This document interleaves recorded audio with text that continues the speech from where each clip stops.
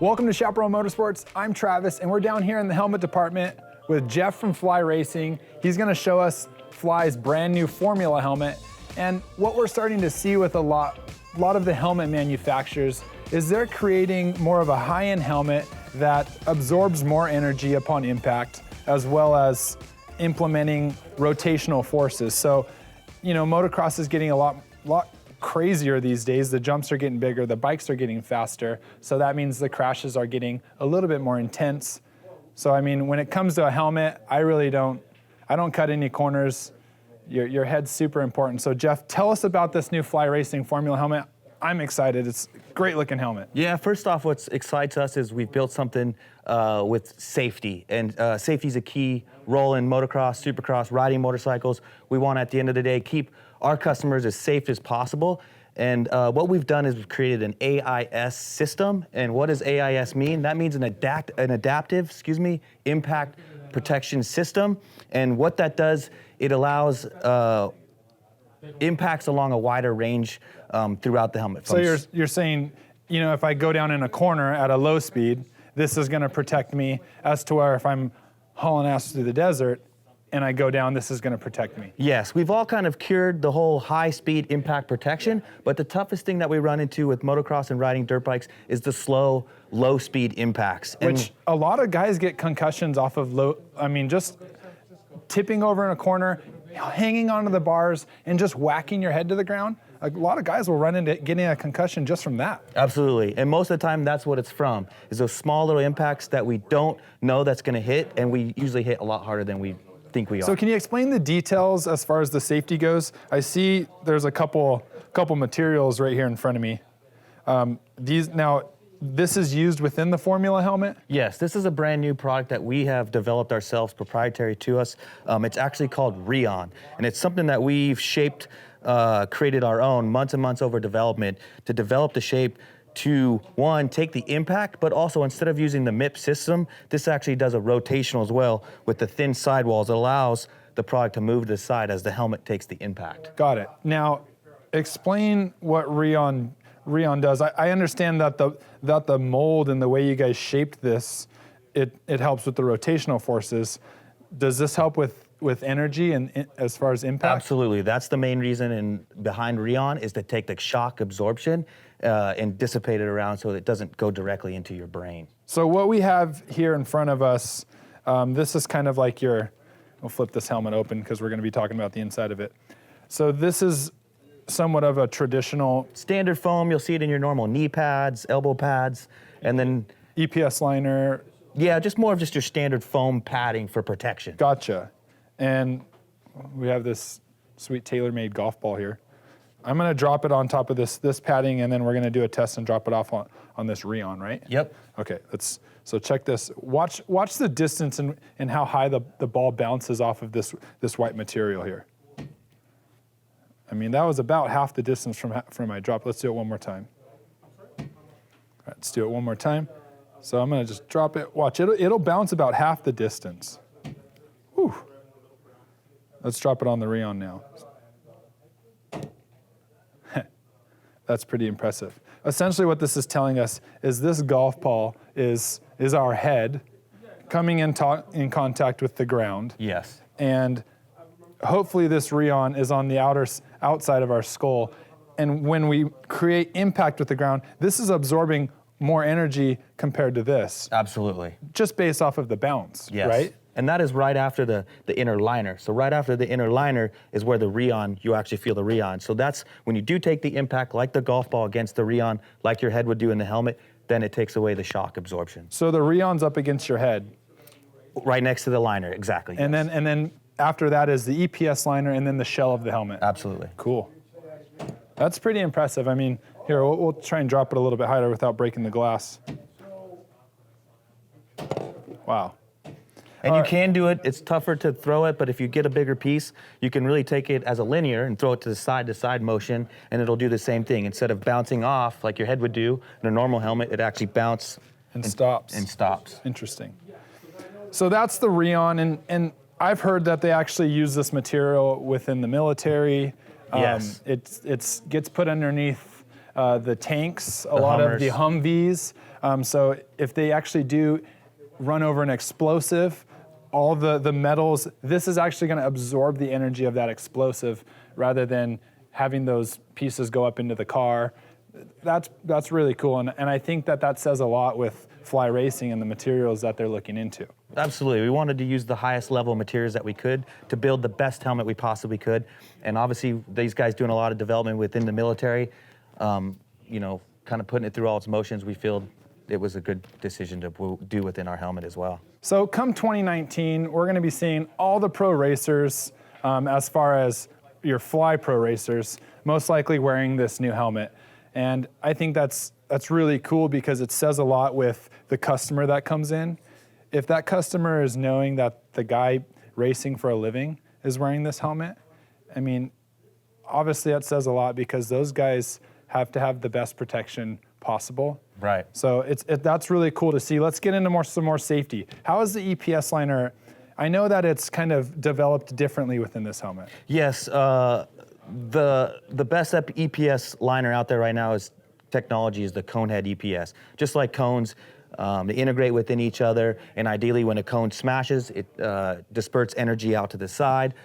You can also have a progressive feel. So when you do have that impact, the cone actually has a progressive. So it's almost what I always call the EPS is really the suspension within the helmet. Cool. So those EPS liners are coming together almost in like a zigzag shape, right? Correct. And they're using two types of EPS, or I'm sorry, 6 different types of EPS liner? As far as the density level within, yes, because the cone head tips of them obviously get stiffer as they progress into it, but we've also done some expanded EPS within key areas of the helmet, the higher impact areas, which is a little bit of softer EPS, which allows, again, more suspension for your head.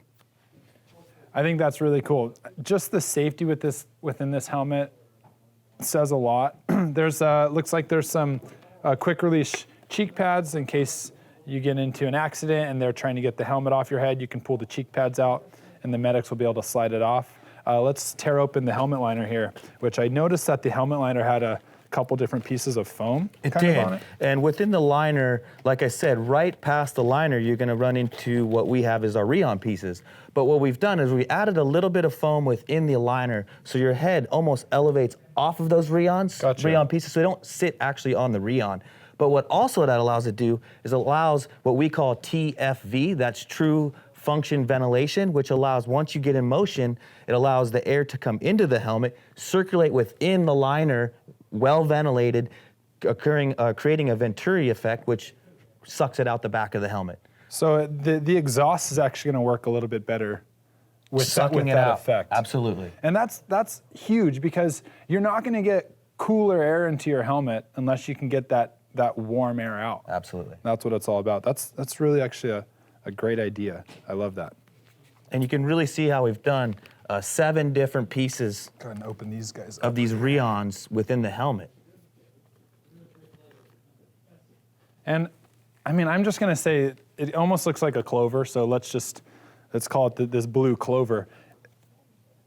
Like Jeff just said, there's 1, 2, 3, 4, 5. There's 7 of these clovers within the helmet that are just surrounding your entire head. And then these things are stuck to the EPS liner.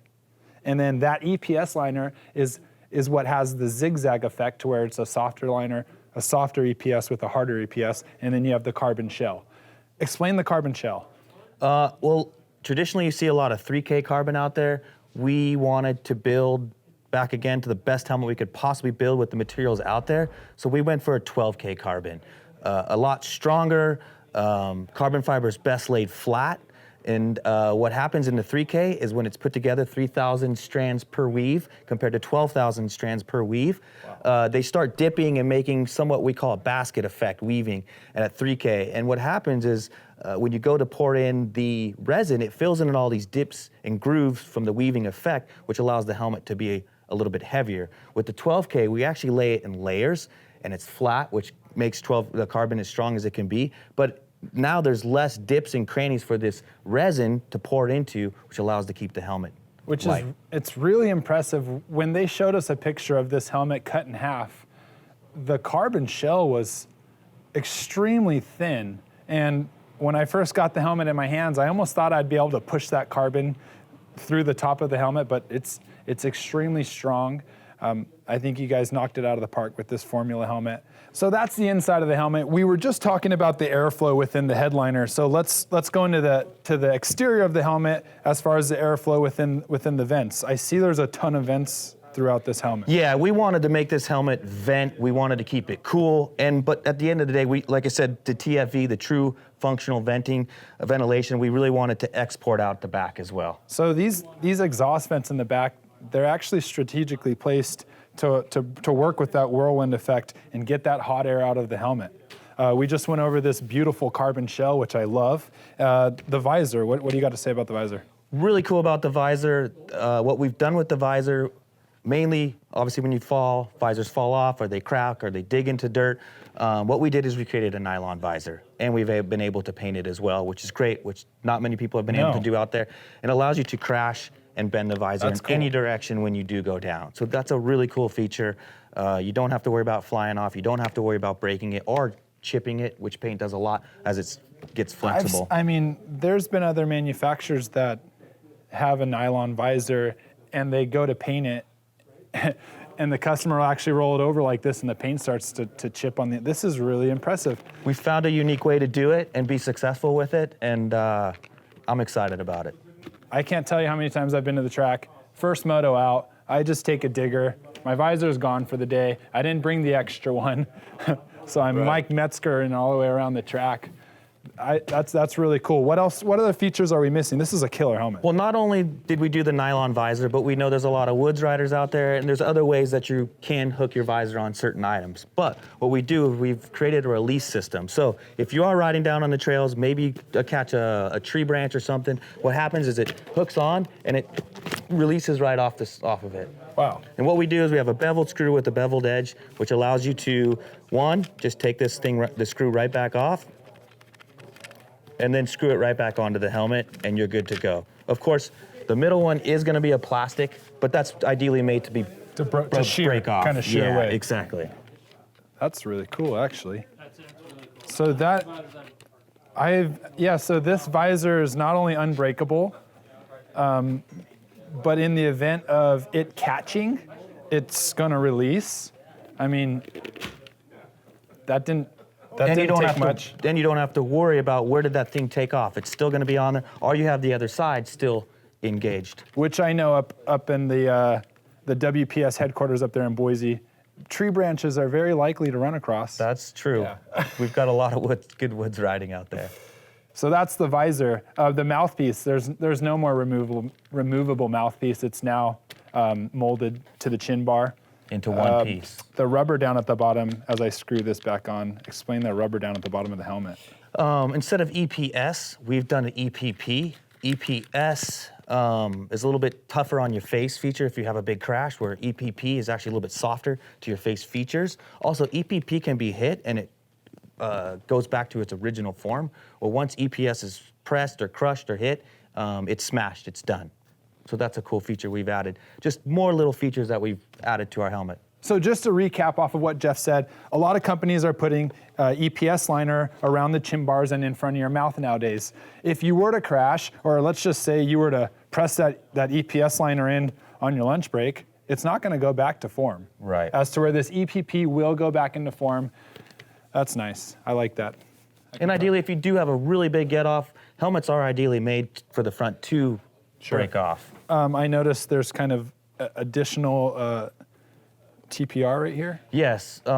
Big thing is collarbone injuries within racing.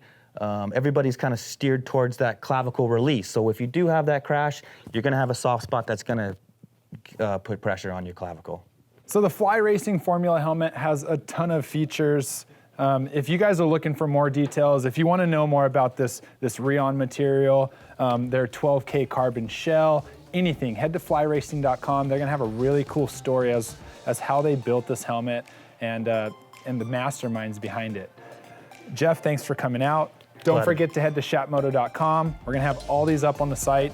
The MSRP is $649.95. Head on into Chaparral Motorsports if you're local. Try one on for yourself. Don't forget to like and subscribe to this video. I'm Travis with Chaparral Motorsports, and I'll see you guys out at the track.